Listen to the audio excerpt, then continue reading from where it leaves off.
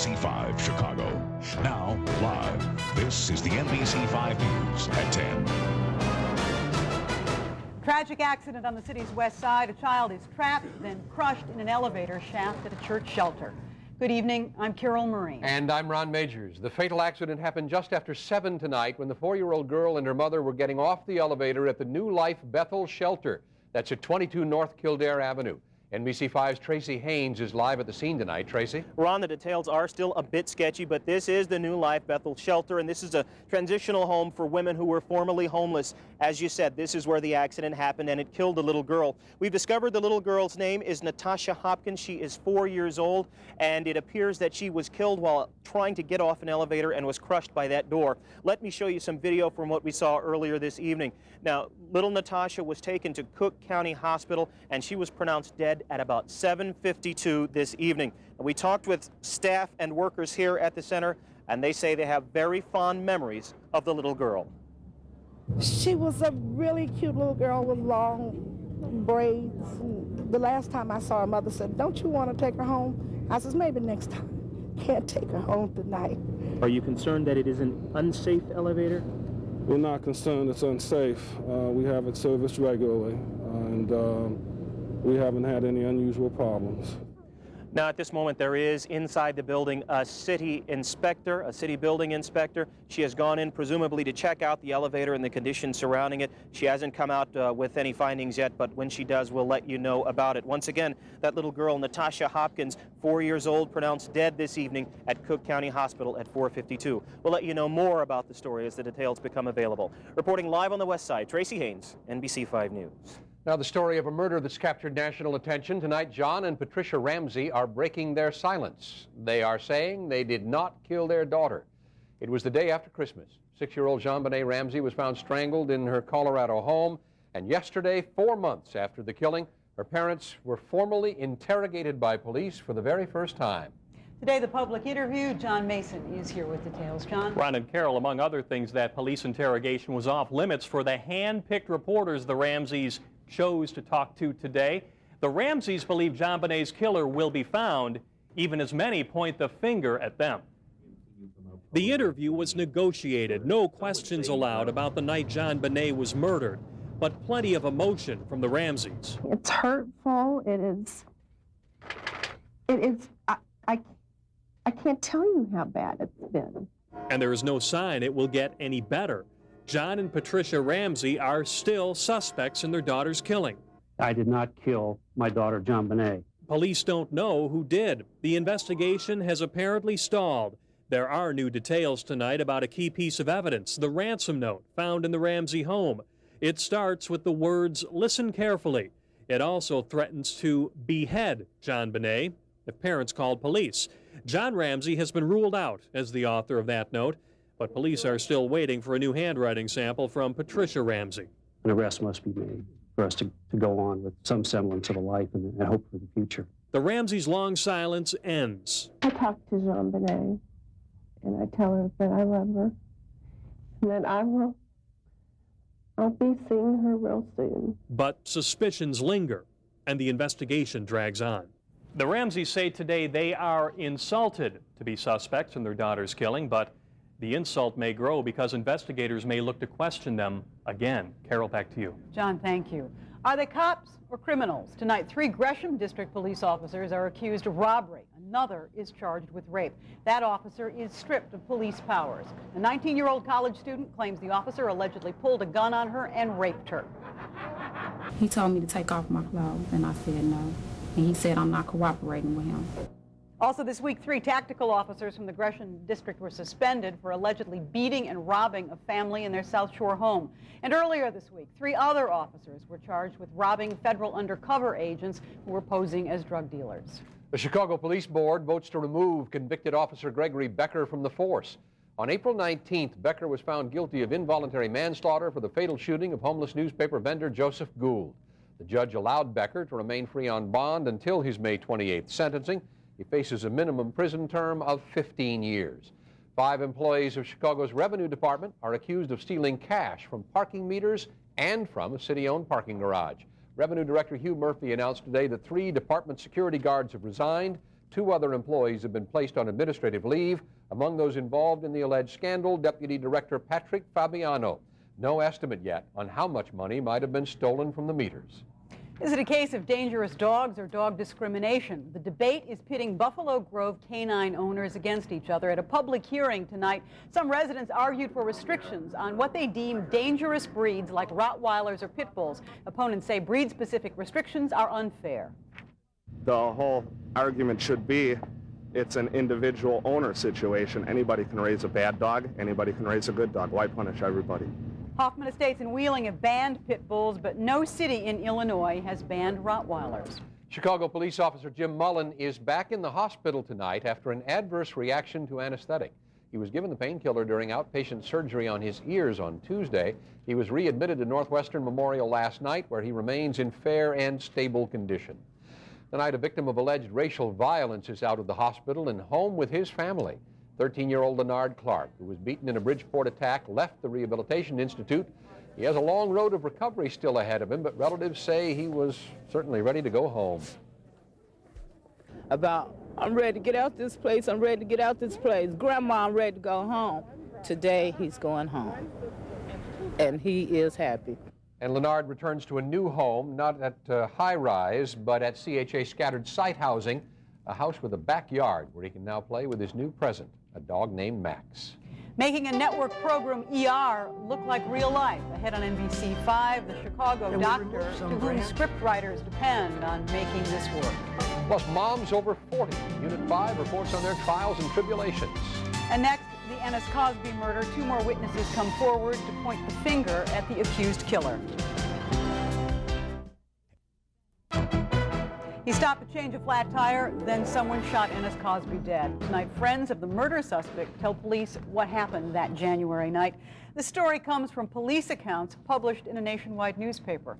2 friends of suspect Mikhail Markisev say they were high on drugs the night that Ennis Cosby was murdered. While searching to buy more drugs, the trio said they stopped at a payphone not far from where Cosby was changing the tire. The witnesses say Markisev walked down the road to rob Cosby, but instead shot him. The report says both people were questioned and released. Meanwhile, in court, Markisev's attorney resigned from the case, saying the defendant cannot afford to pay him. The judge turned the case over to a public defender. Prosecutors say Timothy McVeigh searched nationwide for bomb materials, and today they paraded witnesses to make the point. 13 people took the stand in the Oklahoma City bombing trial. One man said McVeigh contacted him for detonators and was willing to drive cross-country to pick them up. Another said McVeigh asked where he could get rocket fuel. Still another witness testified that McVeigh bought an instruction manual for homemade bombs. The defense countered that the book has sold 30,000 copies. A family argument, then gunfire. Now a father is charged with killing his own son. Teachers and students at Thornridge High School say Percy D. Fulgham was a leader, but now the 17-year-old senior is dead, and police say his father is to blame. It's a tragic loss. He was a good friend, and he meant a lot to everybody around the athletic department. Police say Fulgham and his dad were fighting over the use of the family's motorhome when the father shot and killed his son. Tonight, the elder Percy Fulgham is held on $500,000 bond. Complaints about Chicago's 911 system tonight from the dispatchers themselves. When this tanker overturned Tuesday, spilling molten asphalt, 911 dispatchers tell NBC5 News they put in commands, but the system didn't move. The slowdown allegedly displayed dispatch of companies by up to 4 minutes. The city says that's just not true. We have had no missed calls, no slowdown, no citizen complaints. None. For the last 3 weeks, the $100 million system has been running parallel with the old manual dispatch system. And the city says that will continue until it's satisfied the new system works up to its full potential.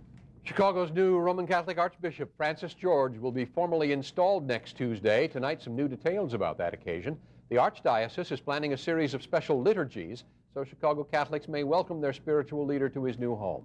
Tuesday night, priests serving the Archdiocese will pray with the new Archbishop at Holy Name Cathedral. That's followed Wednesday afternoon with the official installation liturgy at Holy Name. That admission by ticket only. Finally, May 13th through June 2nd, the Archbishop will celebrate Mass at 6 different locations in the Archdiocese. With the flip of a switch, here comes a sure sign of warmer weather. Ahead, a beautiful look tonight at a Chicago tradition. But next. The best gift I could ever give my husband was a child. More and more women having babies later in life. How are women in their 40s and older coping with motherhood? A Unit 5 report is next.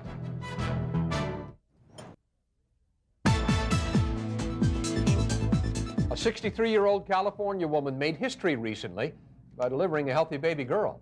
That's focusing new attention on whether a woman can be too old to have a child. In tonight's Unit 5 report, Marianne Ahern looks at the highs and lows of this kind of parenting. Marianne? Carol and Ron, the number of women choosing to have babies later in life is at an all-time high. Conceiving a child is easier thanks to modern science. But what's it like for these older parents when those cooing babies become active toddlers? More moms are having babies at an age when women used to think about becoming grandmothers. In my heart, I had to try everything I could for as long as I could to feel okay for the rest of my life. At 46 years old, Suzanne Bradbury and her husband, Art, are about to become parents for the first time of triplets. I'm about ready to retire, I thought. Not anymore. Hey. Hello. Suzanne has been on bed rest since November. When you're trying for 10 years and you can hardly get conceived to have one, it's very hard to believe that there could be more than one. Women like Suzanne are eagerly embracing fertility advances. In 1980, 24,000 babies were born to women 40 and older. In 1991, that number more than doubled to 54,000 babies. We are now at the threshold of science where we can do things. The question we have to ask as a society and as a profession, just because we can do something, should we do that something? All of this talk about older moms prompts the debate of why is it okay for a man to father a child at 50 or 60 and not okay for a woman? Sort of a macho thing if a man is in his 70s and having kids, and everybody thinks that's just great because they're assuming that the woman or some caregiver is going to be there taking care of the child. Sue Stewart has survived the terrible 2s and is now coping with the precocious 3s with her son, Brendan. We met Sue 3 years ago when we first profiled older moms.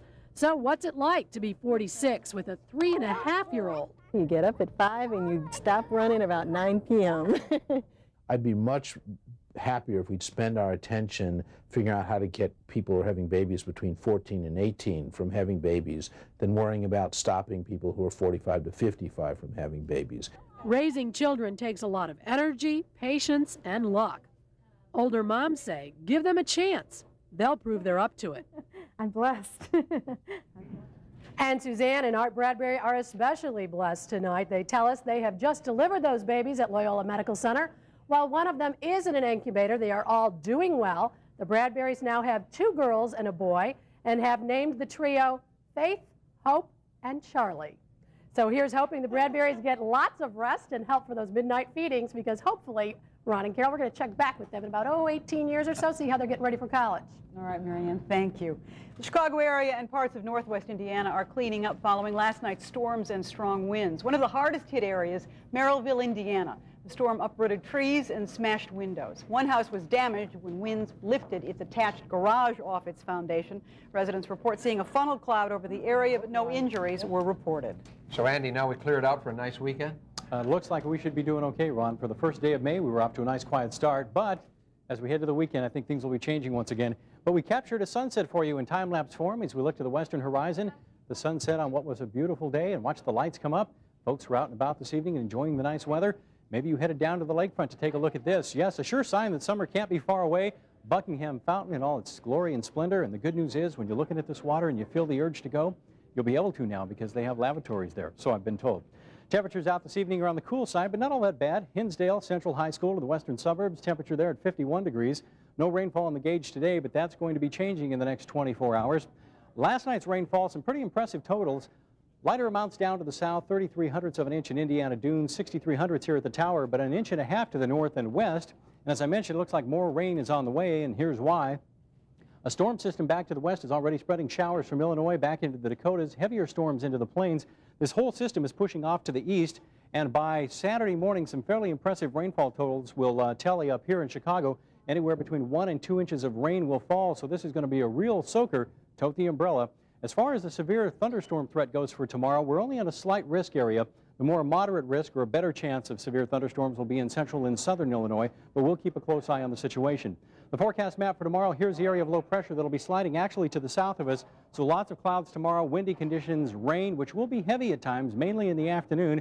And again, it'll be another cool day. High temperatures pressed to get out of the 50s once again, and even cooler along the lakefront.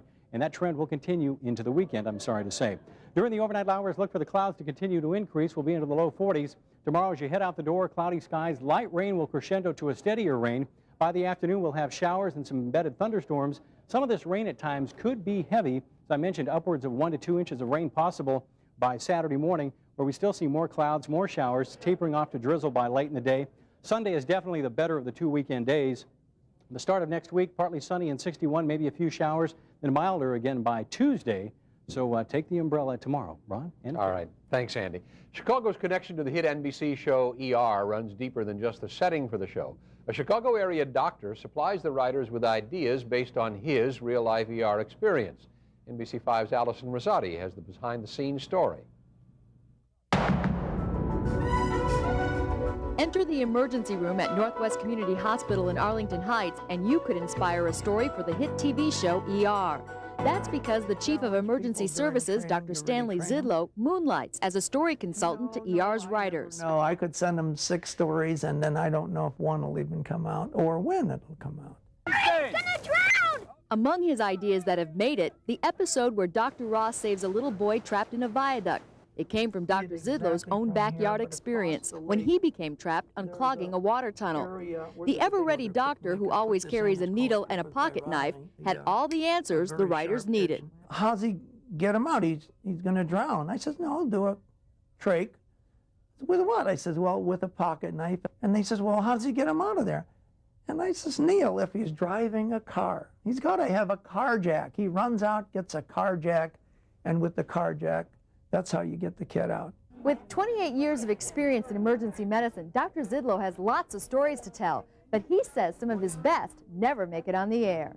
They said, well, gee, some of the stuff you give us, we can't put on the air because nobody'd believe it's that way. Dr. Zidlow is proud of what does make it on the air, saying the show is getting much deserved recognition for the real ER staffs who fight to save lives every day. Allison Rosati, NBC5 News. The Bulls get a day off. That's right, and the Take 5 tour rolls on. Round 1 is down and 12 more victories to go to another world title. The Bulls in a holding pattern, healing up and waiting for whoever's next in line. We check it all out in sports.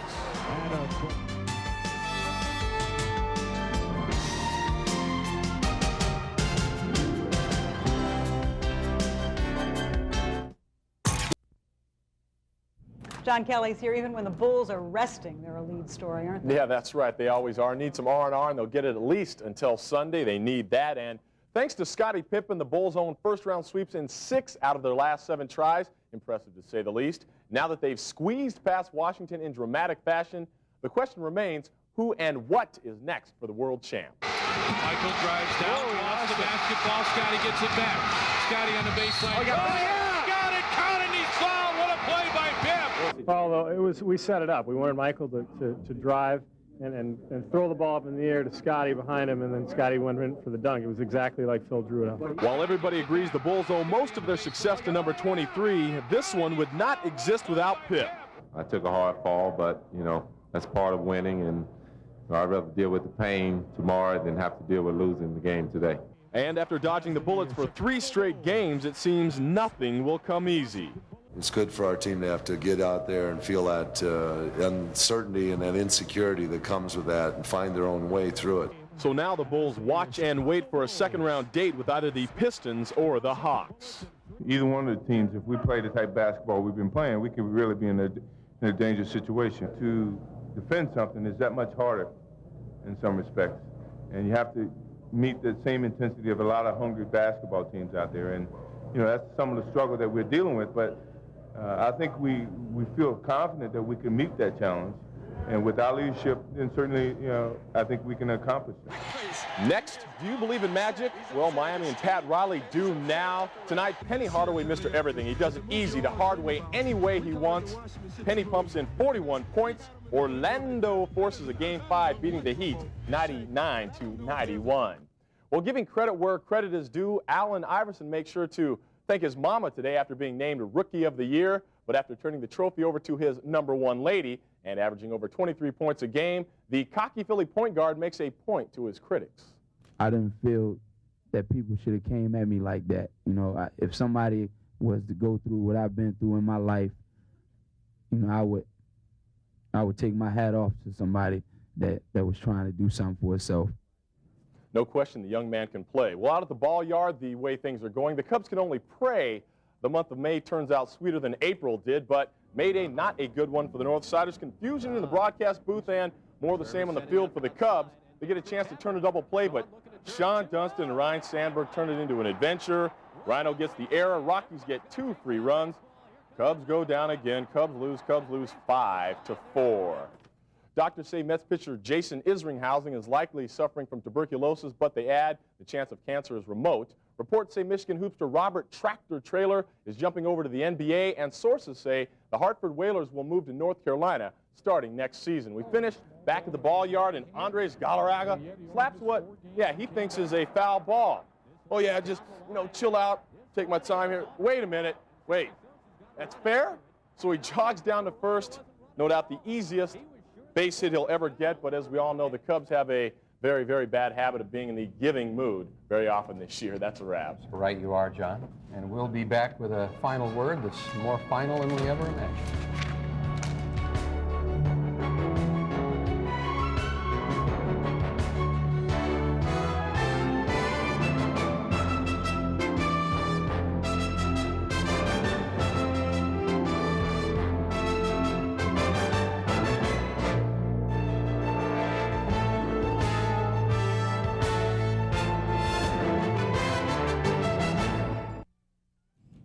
This is that place in the newscast where Ron always wraps up the night with his kicker.